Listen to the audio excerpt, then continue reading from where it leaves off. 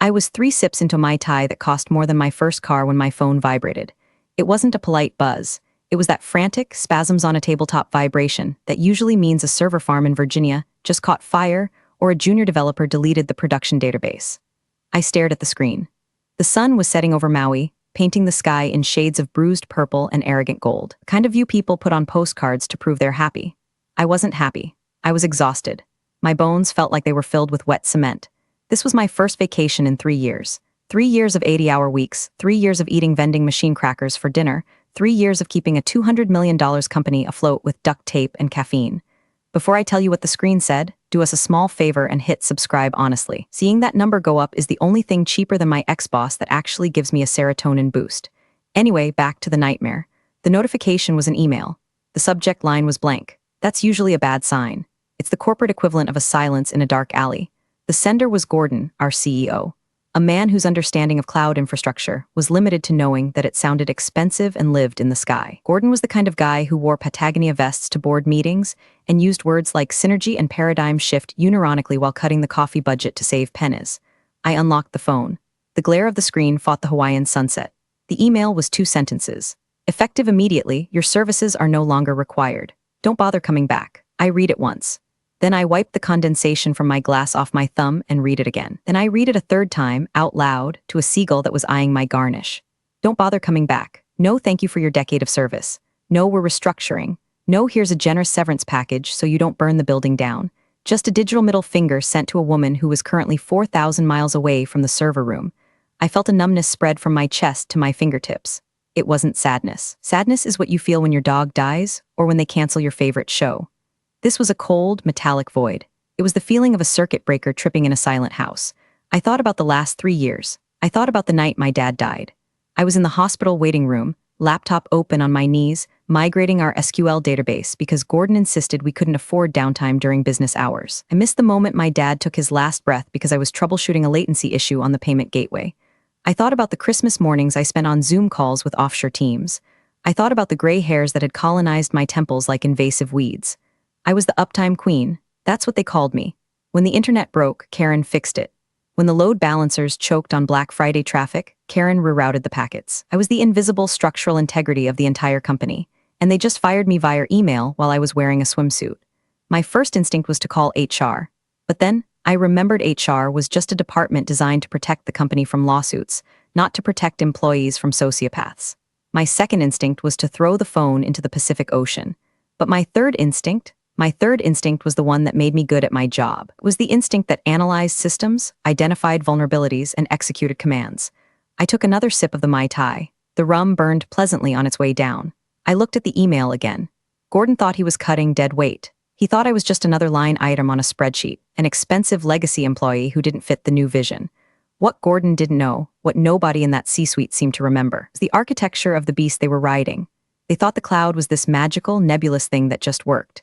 They didn't realize it was a machine built by human hands, my hands, and more importantly, they didn't realize whose name was on the lease. I set the phone down on the little plastic table. The condensation made a ring, a perfect circle. Interesting, I whispered. The seagull squawked. It sounded like a laugh. I opened my laptop. Hotel Wi-Fi was garbage, barely enough to stream a movie, but plenty for what I needed to do. I navigated to the login page for our cloud provider. I typed in my credentials. My fingers moved on muscle memory, a rhythmic dance I'd performed 10,000 times. Access granted. The dashboard loaded. Green lights everywhere. 99.999% uptime. It was a beautiful thing. A symphony of logic and order in a chaotic world. I checked the billing tab, my eyes narrowed. There it was. My personal credit card, my personal email address, my private commercial license. Years ago in the startup days, we didn't have corporate credit lines that could handle the scale we needed. Gordon had told me, just put it on your card, Karen, we'll expense it. It's faster. We need to move fast and break things, so I did. I moved fast. I didn't break things, I built them. Because I was the one who set it up, because I was the one who maintained it, and because legal was too busy huffing their own farts to audit the vendor contracts properly, the entire infrastructure of a $200 million company was technically, legally, and physically mine. They hadn't just fired an employee, they had evicted the landlord. I closed the laptop. The sun was gone now. The ocean was black and restless. I wasn't going to scream. I wasn't going to cry. I was going to finish my drink. And then I was going to wait, because you don't interrupt your enemy when they're making a mistake. You let them pull the pin, you just make sure you're holding the spoon. Gordon wanted me gone, fine, but he was about to learn a very expensive lesson about gravity. When you cut the strings, the puppet doesn't just stop dancing, it collapses. I signaled the waiter. Another one? He asked, looking at my empty glass. Make it a double, I said. I'm celebrating. Oh, what's the occasion? I smiled. It wasn't a nice smile. It was the smile of a predator that just realized the cage door was unlocked. I just got fired, I said, and I think I just became the most powerful woman in the tech industry. The waiter looked confused, but he nodded and walked away. He didn't understand. Nobody did, not yet. But by tomorrow morning, everyone would know. The silence was coming. It was going to be deafening. To understand why a simple email triggered a nuclear meltdown, you have to meet Austin. Austin arrived 2 weeks ago like a bad smell masked by expensive cologne. He was our new COO, brought in to streamline operations and optimize synergy, which is corporate speak for fire the people who do the work and hire my fraternity brothers. Austin was 32, looked 24, and had teeth so white they looked radioactive. He wore those quilted Patagonia vests that scream I work in venture capital, but I've never actually built anything in my life. He walked with that confident bounce of a man who has never been told no, and certainly never had to debug a kernel panic at 3 a.m. on a Sunday. Our first meeting was in the glass-walled conference room we called the Fishbowl. Gordon introduced him as a visionary. I introduced myself as the person who makes sure the visionary's email actually sends. Austin looked at me like I was a smudge on his Gucci loafers. I was wearing my standard uniform, black hoodie jeans, no makeup, hair in a bun held together by a pencil and sheer willpower. I didn't look like a culture fit. I looked like IT, Karen, Austin said, testing the name like it was a cheap wine. Cloud infrastructure lead. That sounds heavy. We really need all that internal overhead? I have some buddies over at Stratosphere Solutions who could probably manage our stack for half the cost. I felt a vein in my forehead throb. Stratosphere Solutions is a glorified reseller, Austin. We have a proprietary architecture. We handle 4 terabytes of throughput per second. Your buddies would melt their servers in 10 minutes. He laughed. A hollow, dry sound.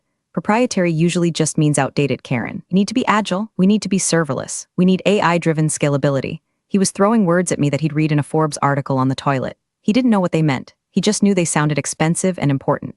We are serverless where it counts, I said, keeping my voice level. And our scalability is automated based on real-time load metrics. I wrote the scripts myself. Right, he said, waving a hand dismissively. Scripts. That feels very 2015. We need a holistic platform approach. I stopped listening. I knew the type. He was a demolition man disguised as an architect. He didn't want to understand the system. He wanted to pee on it to mark his territory. Over the next week, I saw him lurking. He wasn't doing work. He was snooping. He'd stand behind junior devs, asking invasive questions about vendor costs. How much do we pay AWS? Why is this line item so high? Who authorizes these instances? He was building a case. I knew it. He was looking for fat to trim, and in his eyes, I was a marbled steak. I was the highest paid engineer in the department, not because I negotiated well, though I did, but because I was the only one who knew where the digital bodies were buried. One afternoon, I caught him staring at one of my monitoring dashboards. It was a beautiful, sprawling map of our network nodes, pulsating with live traffic data. It looks complicated, he said, not looking at me. It is, I replied. It's the nervous system of the company. Nervous systems can be transplanted, he muttered. I should have known then. I should have seen the knife coming. But I was too busy keeping the lights on. I was too busy handling the migration of our archival data to cold storage so we could save the company, his company, another 10 grand a month. I found out later, through the grapevine of terrified admins, that Austin had ordered a full audit of IT spend the day he started. But he didn't ask for the technical documentation. He asked for the billing contacts. He asked for the org charts. He wasn't analyzing the tech. He was analyzing the headcount. He saw a 45-year-old woman making 6 figures who didn't laugh at his jokes and didn't wear all birds, and he decided I was legacy debt. He convinced Gordon that I was a bottleneck, that I was hoarding information, that I was resistant to change. He probably told them he could replace me with a sleek, outsourced team that would use AI to do my job for pennies. The irony, of course, is that he was right about one thing. I was a bottleneck, but not in the way he thought. I wasn't clogging the pipe. I was the pipe. I was the valve. I was the dam holding back a chaotic flood of data that wanted nothing more than to crash the system. And he had just convinced the village idiot to blow up the dam. Back in Maui, sitting in the dark, I replayed that last conversation with him. You really think you're irreplaceable, don't you, Karen? He had sneered, leaning against my doorframe. Nobody is irreplaceable, Austin, I had said. But some things are load-bearing. You pull them out, the roof comes down. We'll see. He had said, yeah, Austin, we'll see. You wanted to cut costs? You wanted to eliminate the legacy overhead? Well, congratulations. You just saved the company my salary. But you forgot to ask who owned the building before you evicted the tenant. You were so busy looking at the inefficiencies that you didn't check the deed. I opened a new tab on my laptop. I pulled up the audit logs for the last 2 weeks. There it was. User, Austin COO accessing the billing summary. User, Gordon CEO approving a request titled IT Restructuring Plan. They had planned this while I was booking my flight. They waited until I was over the Pacific Ocean to pull the trigger, thinking I'd be too distracted by the aloha spirit to fight back. They thought I'd just fade away, embarrassed and defeated. They clearly didn't know that I run on spite and caffeine, and I was all out of caffeine. The morning after the email, I woke up with a headache that felt like a pickaxe in my frontal lobe. For a split second, the muscle memory of panic kicked in. I need to check the logs, did the nightly backup run, before the reality slammed into me. I didn't have to check the logs, not my circus, not my monkeys, but curiosity is a disease and I was terminal. I sat up in the hotel bed, surrounded by an armada of empty minibar bottles, and reached for my laptop. I tried to log into my corporate email first, just to see. Account disabled, contact administrator. I tried Slack. You have been signed out of this workspace. I tried the VPN. Authentication failed. It was thorough, efficient. Austin had clearly given the order to the sysadmin team, my team, the kids I had hired and trained, to scrub me from existence the moment the email was sent. I could picture it. Kevin, my senior dev, probably typing the command with shaking hands, wondering if he was next. Sarah, the security analyst, probably crying in the break room because I was the only one who defended her when Austin made creepy comments about her energy. I tried calling my assistant David, straight to voicemail. You've reached David at Cloud Corp. They had ghosted me. A decade of work, of late nights, of saved disasters, and I was being treated like a rogue element, a security threat. It stung, I won't lie. It felt like walking into your own house and finding the locks changed and your family staring at you through the window like they've never seen you before. But then, the cold logic returned. They had locked the front door. They had boarded up the windows. But they forgot that the ground the house stood on belonged to me. I opened a private browser window. I typed in the URL for the AWS Management Console, not the corporate SSO login that routed through their identity provider. That was definitely dead. I went to the root login. The master key. Username, KarenCloudArchitect@gmail.com password. Redacted MFA code, entered from my personal phone. I held my breath. If they were smart, if Austin was even 10% as competent as his LinkedIn profile claimed, they would have seized this account first. They would have legally forced a transfer. It would have threatened me with a lawsuit to get the keys before firing me. Welcome to AWS Console. The dashboard loaded. I let out a laugh that sounded like a bark. They hadn't touched it. They hadn't even looked at it. To Austin, the cloud was just a utility bill. He didn't understand that accounts are tied to legal entities. When we started, the company credit card was maxed out buying Herman Miller chairs for the founders. I had used my personal Amex Platinum to spin up the initial clusters. I had registered the domain names. I had set up the root credentials. Over the years, I had tried to transfer it. I sent emails to legal. Hey, we need to migrate the root account ownership to a corporate entity for liability reasons. Legal's response. We're currently reviewing the liability implications of asset transfer. Let's circle back in Q3. That was 4 years ago. I sent emails to finance. Please update the billing to the corporate card. Finance's response? The corporate card has a spending limit that triggers a fraud alert with AWS recurring charges. Just keep expensing it, Karen. It's easier for the audit trail. Laziness, incompetence, bureaucracy. They had woven a rope of red tape, and now they had hanged themselves with it. I looked at the screen. The entire digital footprint of the company was right there. Production databases, the client portals, the source code repositories, the backup archives. I could see the real-time metrics.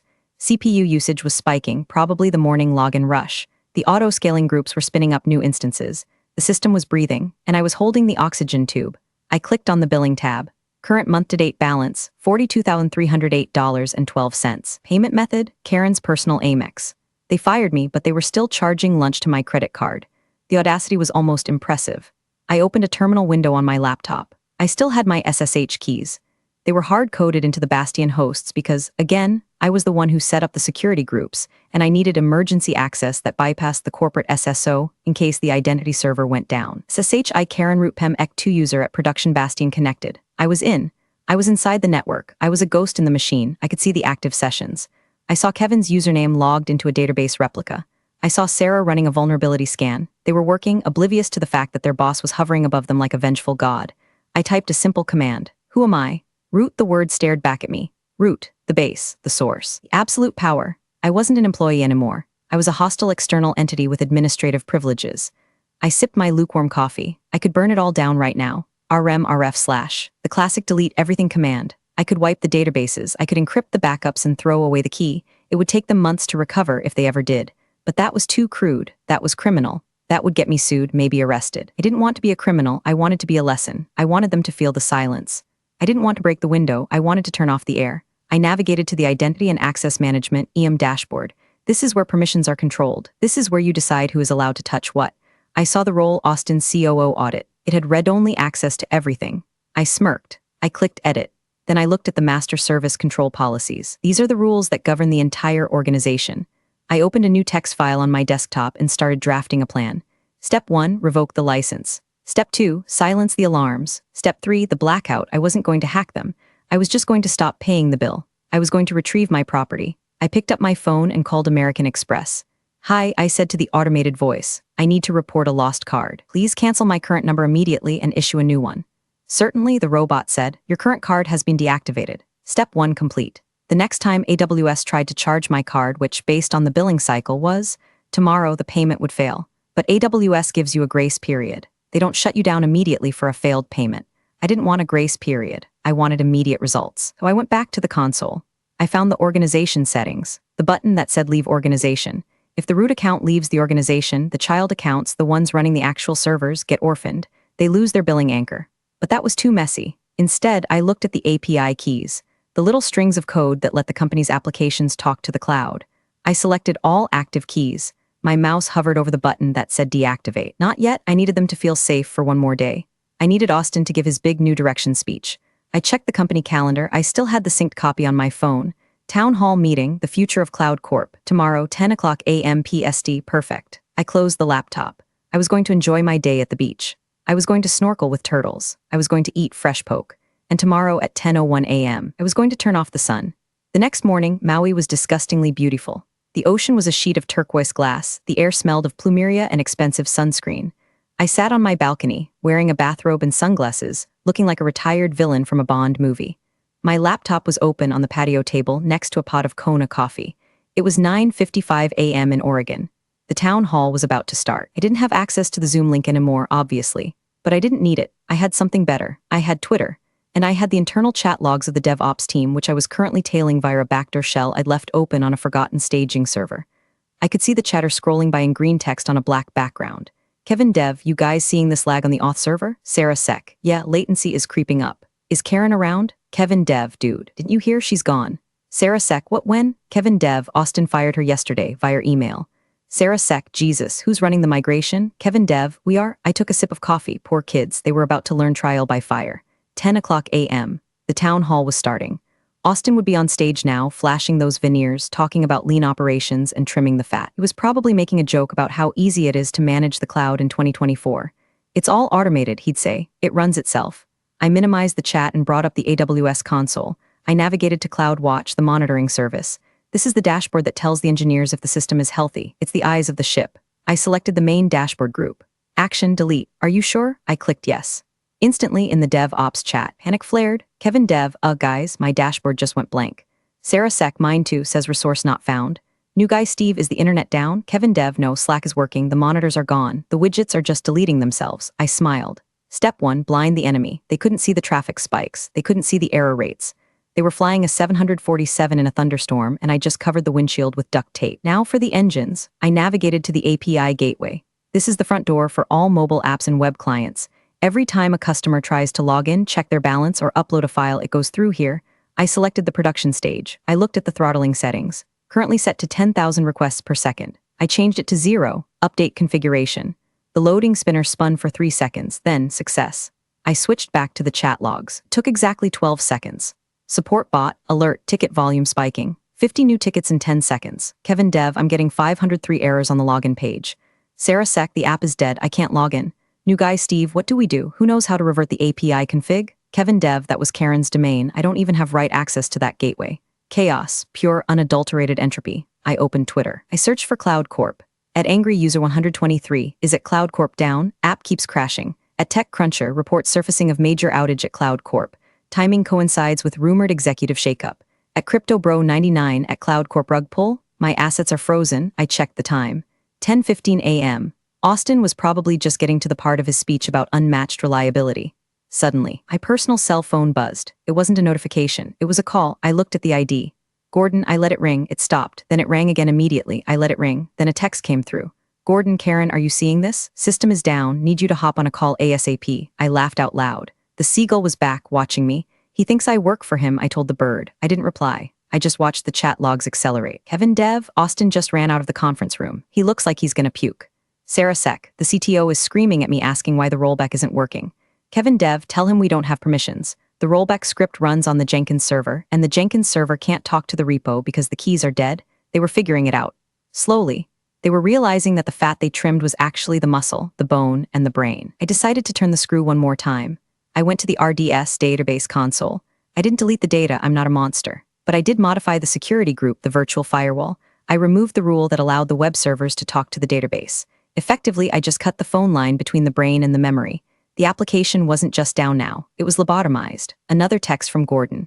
Gordon, Karen, pick up. This is an emergency. We will pay your consulting rate. I took a slow sip of coffee. Consulting rate? Oh, Gordon, we are way past consulting rates. We are in the realm of you insulted my ancestors' rates. I typed a reply but didn't send it yet. Who is this? No, too petty. I watched the stock ticker for Cloud Corp. It was a private company, but the investors watched the uptime like hawks. I knew the VC firms had automated alerts. Their phones were blowing up right now too. Austin's little audit had just cost them more in 20 minutes than my salary for the next 10 years. I leaned back. The sun was getting hot. The breeze was perfect. I had fired the first shot. The blindness, the silence, the panic, but I wasn't done. I had to make sure they understood why this was happening. I had to make sure they knew this wasn't a glitch. This was an eviction. I opened my email client, my personal one. I found the thread from 3 years ago where I warned them about the account ownership. The one where legal said, it's fine for now. I forwarded it to Gordon, Austin, and the entire board of directors. Subject, don't bother coming back body. Per your instruction, I have ceased all work. Since the cloud infrastructure is registered to my personal commercial entity and you have terminated our relationship, I am currently decommissioning my personal assets to avoid incurring further costs on my credit card. Good luck with the synergy. Send. I closed the laptop. Now, we wait for the explosion. While the digital world burned down around them, I ordered breakfast. Avocado toast with poached eggs because I'm a millennial cliché and also because I could afford it.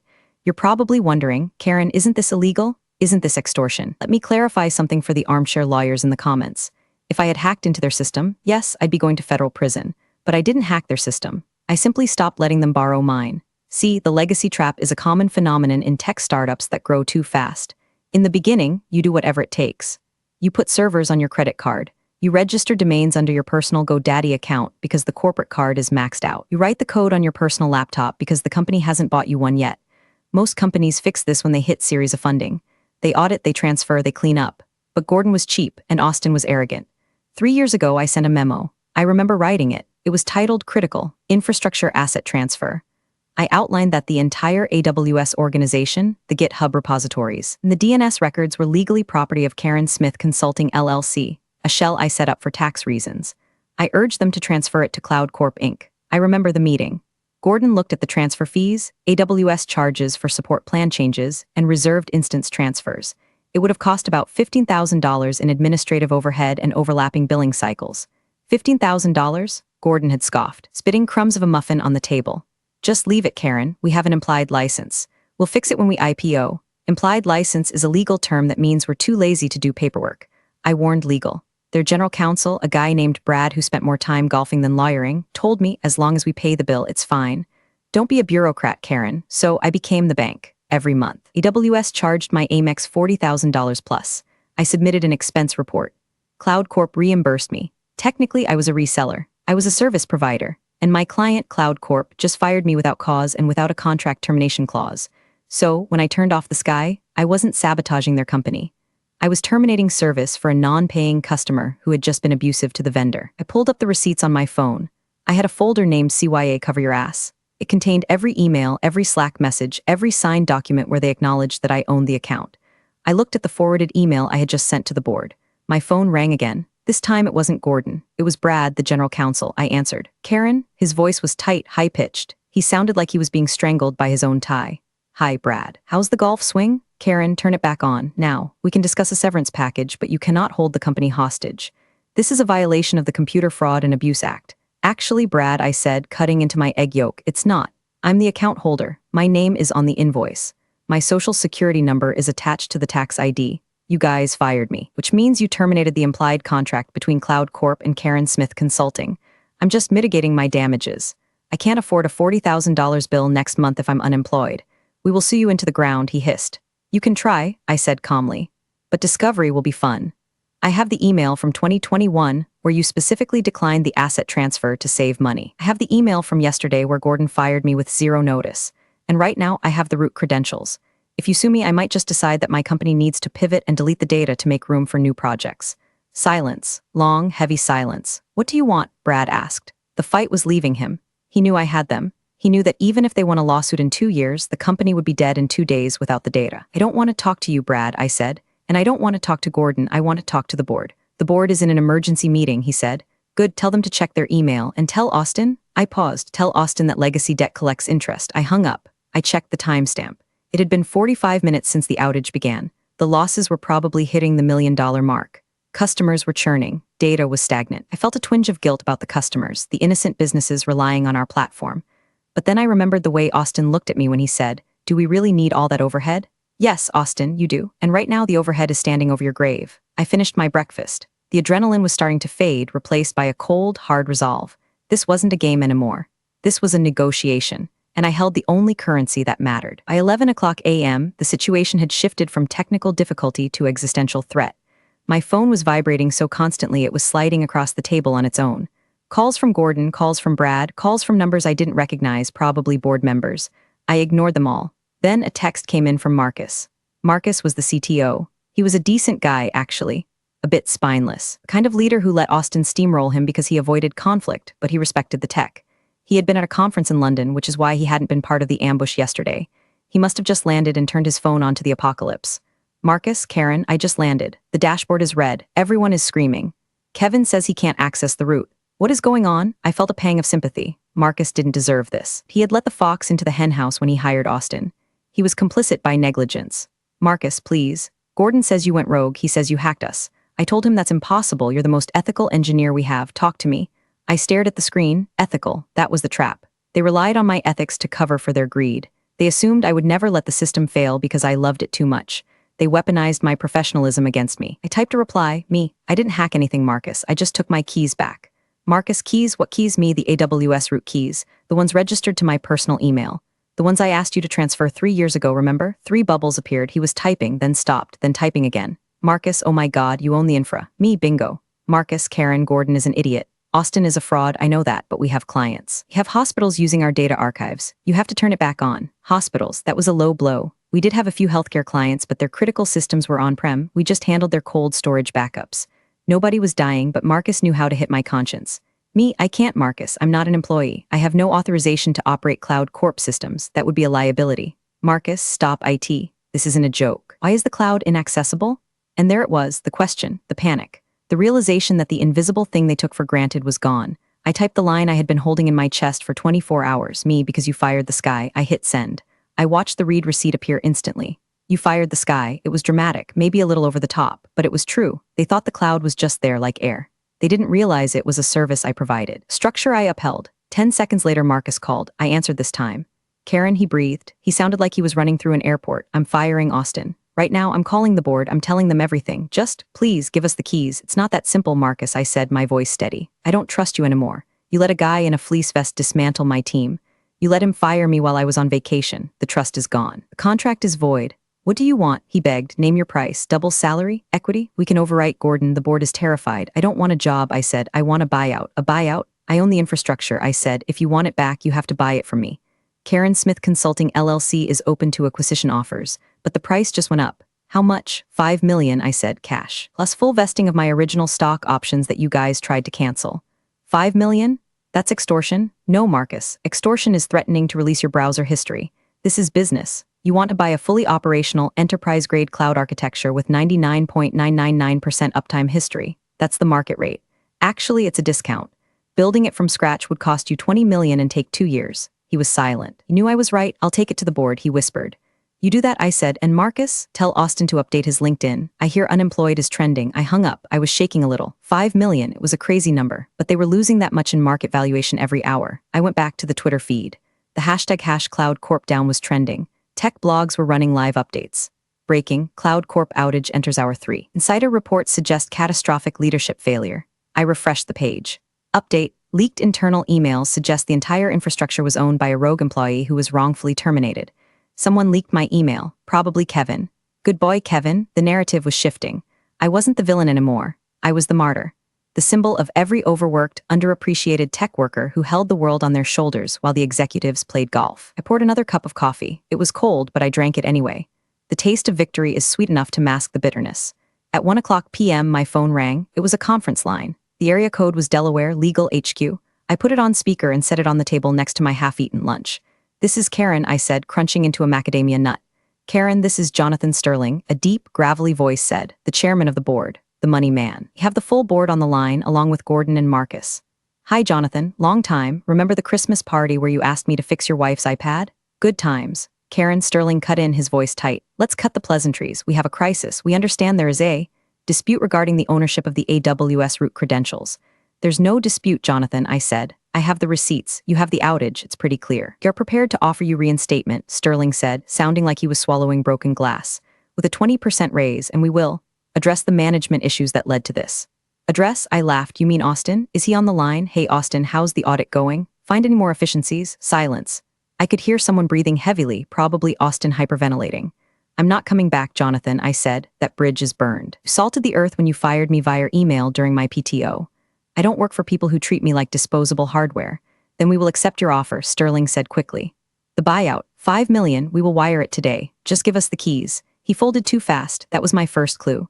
Men like Sterling don't write $5 million checks without a fight unless they are truly, deeply desperate, or unless they're lying. "Draft the contract." I said, "Send it to my personal email. Once the funds clear in my LLC's account, I will transfer the credentials." "We need access now, Karen," Gordon interrupted. His voice was shaky. "The investors are pulling out. We need the lights on now." "Funds clear first," I said. "That's how commerce works, Gordon. You don't get the groceries until you pay the cashier. We can't wait for a wire transfer to clear." Gordon shouted. "That takes 24 hours. Should have thought of that before you fired the account holder," I said. "Karen," Marcus said, his voice soft. "Please, for the team, Kevin is crying. They've been up since 4 a.m. trying to rebuild from scraps. Just turn on the read access. Let us see the data." I hesitated, not because I trusted them, but because I checked my other email account, the one on my phone that didn't belong to Cloud Corp or Karen Smith Consulting. I had an email from Vertex Systems, their biggest competitor. Subject, offer letter. I had been talking to Vertex for months, casually. Their CTO, Alina, was a friend. She knew I was unhappy. When she saw the news break this morning, she didn't just send condolences. She sent a PDF. I opened it while the board breathed heavy on the line. Position, VP of Cloud Architecture. Salary, double my current package. Signing bonus, $500K. Equity, substantial. But the kicker was the text message Alina sent me separately. "Alina, hold the line. We're preparing a hostile bid for Cloud Corp. If their stock tanks another 10%, we can buy them for parts. We want you to run the integration." I smiled. The game had changed. I wasn't just selling the keys, I was selling the castle. "Karen?" Sterling asked. "Are you there?" "I'm here," I said. "I'm thinking. We will wire $100,000 immediately as a good faith payment." Sterling offered. "Just turn on the servers." "No," I said. "Here's the new deal. I'm going to hang up. You're going to send the contract for the full $5 million, and while you're doing that, I suggest you check the news wire." "What? Why?" "Because," I said, "I think you have bigger problems than me." I hung up. I didn't have to wait long. 5 minutes later, the notification popped up on my screen. "Breaking, Vertex Systems announces tender offer to acquire struggling Cloud Corp at $12 per share, a 40% discount from yesterday's valuation."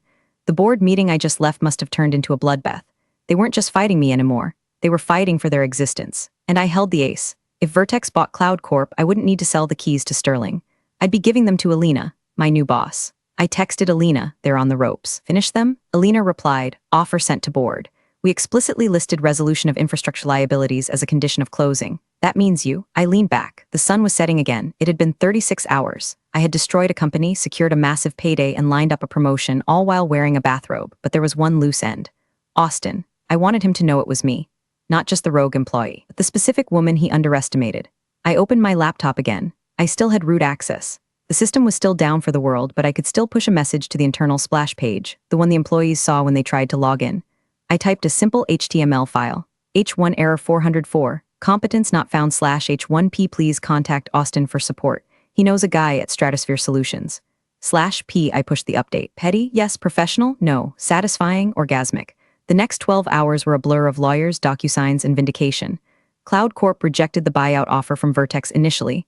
Hubris is a hell of a drug. They thought they could still salvage it. They thought they could bully me into submission.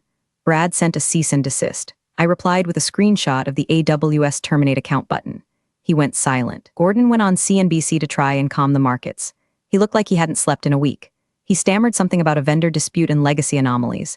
The anchor asked him, "Is it true that a single employee owns your entire cloud stack?" Gordon froze. He blinked. "It's a complex legal situation." The stock tanked another 15% before the commercial break. That's when Alina called me. "They're folding," she said.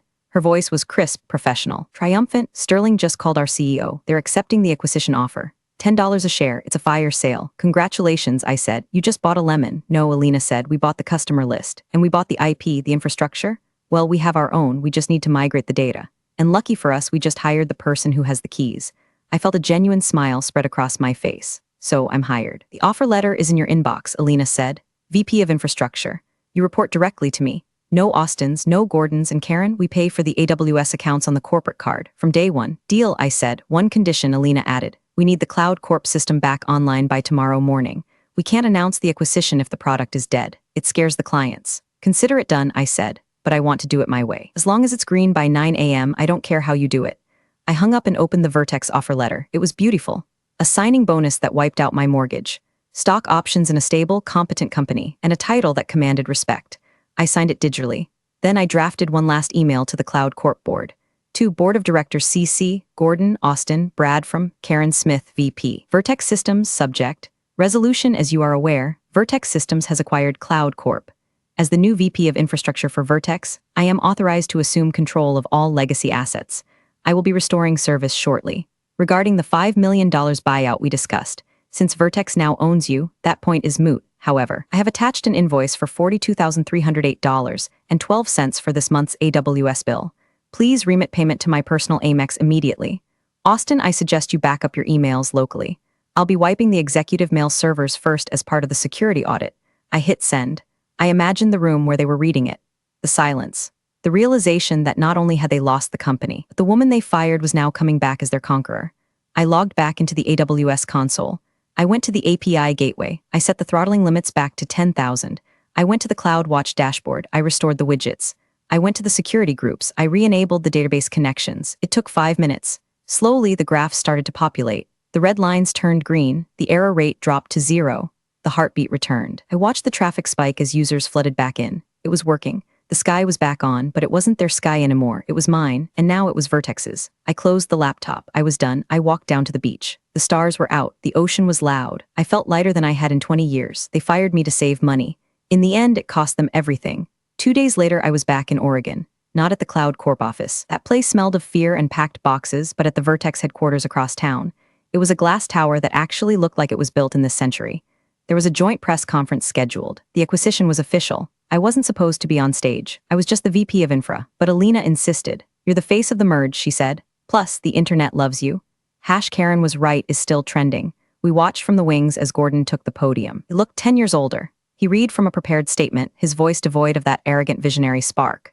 We believe this merger represents the best path forward for our stakeholders. He mumbled. Then the Vertex CEO took the mic. He was a sharp, no-nonsense guy. He thanked Gordon, in that dismissive way you thank a waiter who spilled soup on you, and then he invited the new leadership team on stage.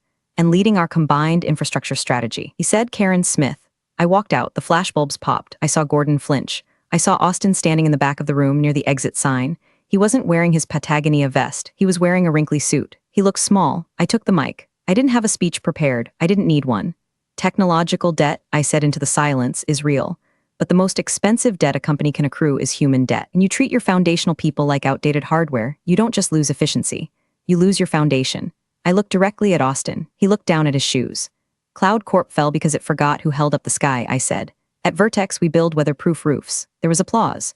It was polite corporate applause, but from the back, I saw the DevOps team, Kevin, Sarah, the whole crew who had been hired by Vertex as part of the deal, cheering wildly. Kevin pumped a fist in the air. After the conference, Gordon tried to approach me. Karen, he said, putting on a fake smile. No hard feelings, right? It's just business. I looked at him. I thought about the funeral I missed. I thought about the years of stress. It wasn't business, Gordon, I said. Business involves paying your bills. You were just a squatter. I walked past him. Security was already escorting Austin out of the building. I heard him arguing about his severance. I have a contract, he was shouting. Read the fine print, I called out to him. Legacy clauses are a bitch. I went up to my new office. It had a view of the river. It had a real espresso machine. And most importantly, it had a team that respected me. I sat down at my desk. My new laptop was waiting. A company-issued MacBook Pro. I logged in. Username, Karen Smith at VertexCom access level. Administrator, I opened a terminal. I typed uptime. System up, 2 hours, 14 minutes. It was a fresh start.